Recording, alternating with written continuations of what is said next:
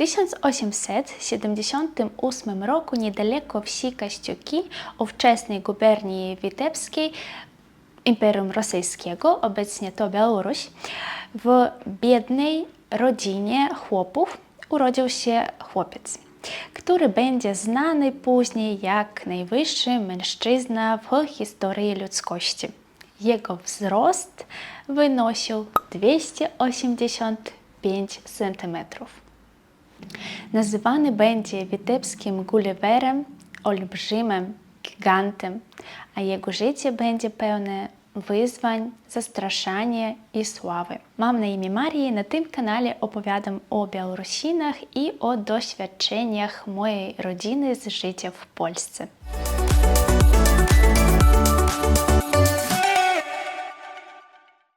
Bohater tego filmu ma na imię Fiodor Machnow. Niestety matka Fiodora nie przeżyła porodu i zmarła. Ojciec oddał dziecko do wychowania dziadkom, którzy wyhodowali go w miłości, ale i w surowości. Fiodor mieszkał z nimi do 10 lat i później ojciec zabrał go do domu. W tamtym momencie on już się ożenił po raz drugi i w tym małżeństwie urodziło się jeszcze 4 dzieci. Do 8 roku życia Fiodor nie wyróżniał się wśród swoich rówieśników, ale potem gwałtownie zaczął rosnąć i niespodziewanie jego wzrost osiągnął 1,8 metra, co z jednej strony wywołało zdziwienie, a z drugiej strach. W wieku 12 lat Fiodor już miał wzrost ponad 2 metry i 100 kg wagi. Mógł bez problemu podnieść dorosłych mężczyzn i ciężkie kłody. Dzieci śmiały się z niego, a on w odwecie odbierał im czapki i wieszał je na dachach. Kiedy Fiodor skończył 14 lat, ojciec musiał podnieść sufity w domu, ponieważ Fiodor przestał w nim się mieścić. Ponieważ rodzina Fiodora była bardzo uboga, chłopiec musiał zacząć wcześniej pracować, aby się utrzymać. I trzeba powiedzieć, że rodzice i dorośli roztropnie go wykorzystali, jego siłę. Tak na przykład chłopiec mógł ciągnąć wielki wózek z sianem zamiast konia, a w wieku 10 lat oczyszczał rzekę z ciężkich głazów, aby umieścić w tym miejscu młyn jednego ziemianina Korzeniewskiego. I mówi się, że właśnie w tamtym okresie Fiodor mocno ochłodził nogi, stawy kolanowe i ogólnie się przeziębił, co w dalszym czasie spowodowało osłabienie jego zdrowia i stawy kolanowe bolały mu przez całe życie, którym w zasadzie i tak było niełatwo znosić tak dużej wagi. W wieku 16 lat Fiodor już miał wzrost 254 cm i wagę 150 kg. Pewnego dnia Fiodor ze swoim ojcem pojechał na targi do Witebsku, aby sprzedać plony. I tam został zauważony przez Niemca Otto Billendera, który szybko się zorientował, że na tym chłopcu można dobrze zarobić. Podpisał z Fiodorem kontrakt, na mocy którego udał się z nim do pracy w cyrku w Niemczech. Warunki dla rodziny były korzystne i rodzice chłopca dali zgodę po upewnieniu się, że Niemiec jest w dobrej wierze. Patrząc w przyszłość, trzeba przyznać, że Niemiec nikogo nie zawiódł i przez całe życie zachował bardzo dobre stosunki z Machnowym. Początkowo przez pierwsze 2 lata Fiodor nie pracował w cyrku, ale uczył się niemieckiego i różnych sztuczek cyrkowych. Choć w rzeczywistości, gdy wchodził na arenę, wystarczyło to, by zadziwić widzów. Rozbijał cegły kantem dłoni, wyginał podkowy, podnosił pod kopułę cyrku widzów i leżąc na plecach, nogami podnosił platformy z małą orkiestrą i mógł skręcać metalowe pręty w spirale. W gazetach opisywano parametry witebskiego Gullivera. Olbrzym waży 182 kg i ma 285 cm wzrostu. Uszy mają 15 cm długości, a usta 10 cm szerokości, a stopy i dłonie mają odpowiednio 51 cm i 32 cm długości. Każdego ranka jadł 20 jaj, 8 okrągłych bochenków białego chleba z masą i pił 2 litry herbaty. Obiad składał się z 2,5 kg mięsa, 1 kg ziemniaków i 3 litrów piwa. Wieczorem Olbrzym jadł miednicę owoców, 2,5 kg mięsa, 3 bochenki chleba i pił 2 litry herbaty.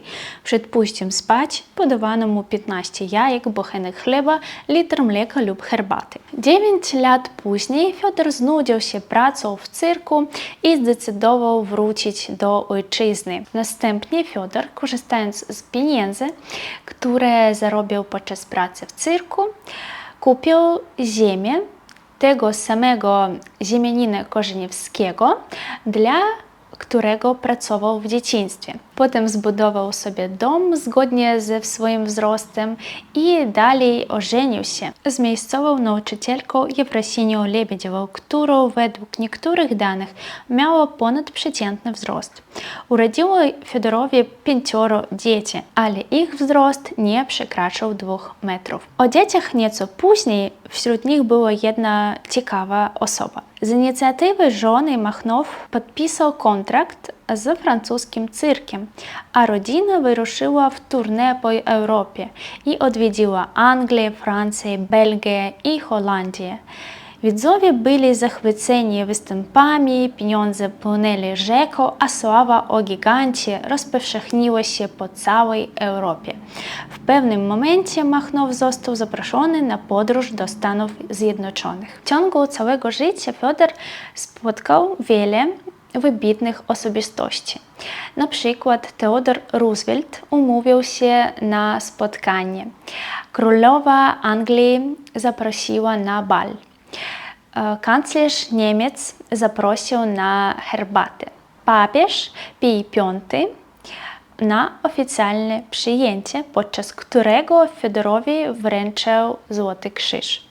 Mimo że przyjęcia na najwyższym poziomie były ciekawe, podróżowanie po świecie było trudne. Wpłynęły przede wszystkim nieodpowiednie rozmiary transportu, mieszkań i restauracji.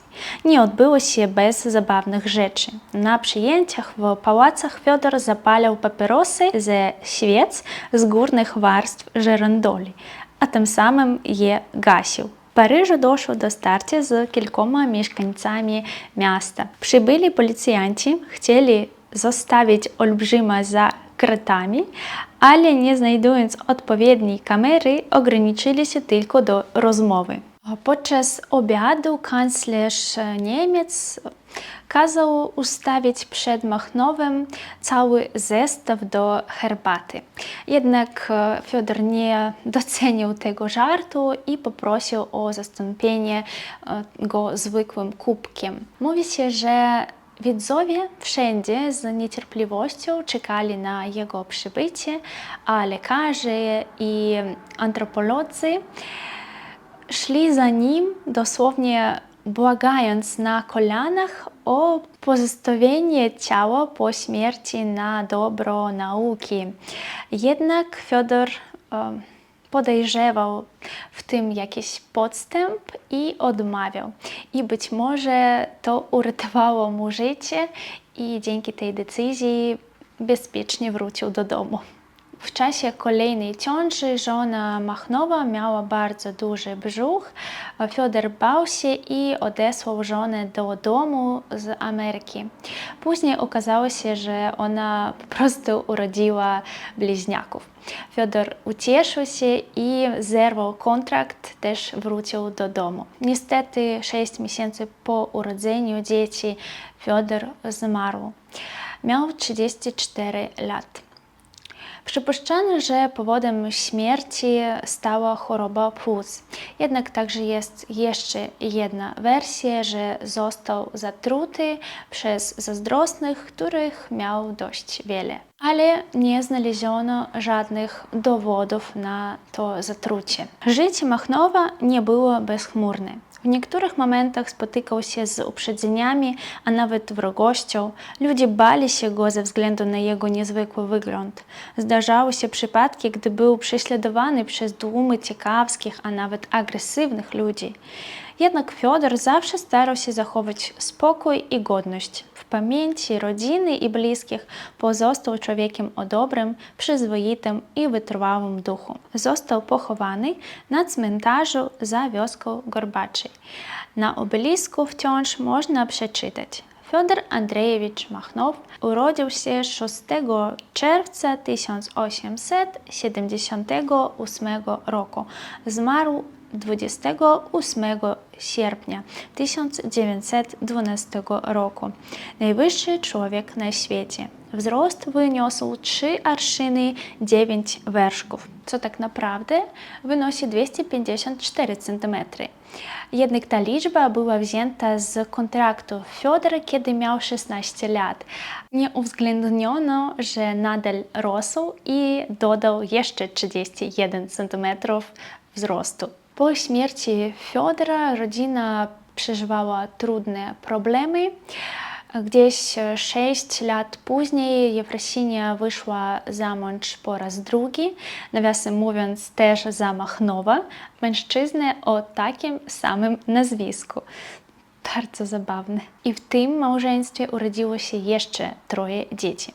Jednak w 1933 roku mąż został represjonowany, gospodarstwo zabrane, a na terenie posiadłości Machnowych utworzono kołchoz. Mimo to wszystkie dzieci otrzymały dobre wykształcenie i opowiem o najmłodszym synu Machnowa, jednym z bliźniaków. Radomir Machnow studiował medycynę w Mińskim Instytucie Medycznym, tak samo jak i ja kiedyś.